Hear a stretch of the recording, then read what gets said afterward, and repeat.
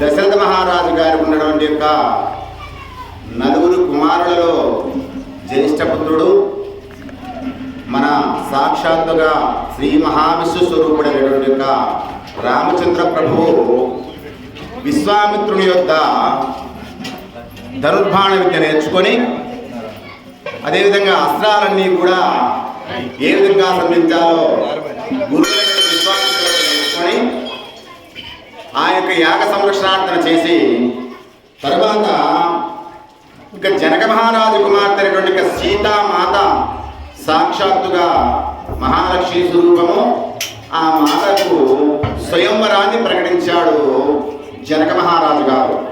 అయితే ఈ యొక్క రామచంద్ర ప్రభు ఆ స్వయంవరంలో నిర్దేశించినటువంటి యొక్క విషయం ఏంటంటే శివధనస్సు ఎవరైతే ఎత్తుతారో వారికే తన కుమార్తె అయినటువంటి యొక్క సీతామాతనిచ్చి వివాహం చేస్తారని ప్రకటించాడు జనక మహారాజు గారు. అప్పుడు యోధులు మహావీరులందరూ కూడా యొక్క స్వయంవరంలో పాల్గొన్నారు.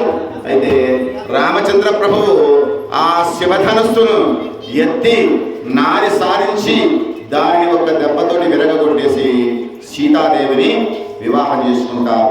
ఇది లోక కళ్యాణము. అదేవిధంగా సాక్షాత్తుగా లక్ష్మీనారాయణ యొక్క వివాహము. ఆ విధంగా సీతామాతని జనక మహారాజు గారు ఈ యొక్క దశరథ మహారాజు గారి యొక్క జ్యేష్ఠపుత్రుడైనటువంటి యొక్క రామచంద్ర ప్రభుకి కాళ్ళు కడిగి కన్యాదానం చేసి సీతామాతను కన్యాదానం వివాహం చేస్తాడు. ఇక అప్పటి నుంచి ఈ కళ్యాణ మహోత్సవం లోక ప్రసిద్ధము.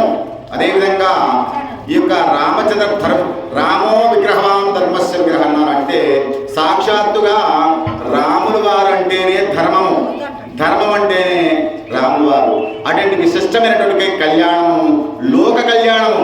ఈ కళ్యాణం చేయడం వల్ల లోకమంతా కూడా సుభిక్షంగాను, అదే అందరూ కూడా రాములు వారి పరిపాలన కోరుకుంటారు, రామరాజ్యాన్ని కోరుకుంటారు. అటువంటి రామరాజ్యం కోసం మనందరం కూడా ఈ యొక్క స్వామివారి కళ్యాణాలు చేసి సాక్షాత్తు శ్రీ మహావిష్ణు రూపుడైనటువంటి సీతామాత రామచంద్ర ప్రభు అనుగ్రహం పొంది అందరం కూడా సుభిక్షంగా ఉండాలని చెప్పి కోరుకుంటూ జై శ్రీరామ్.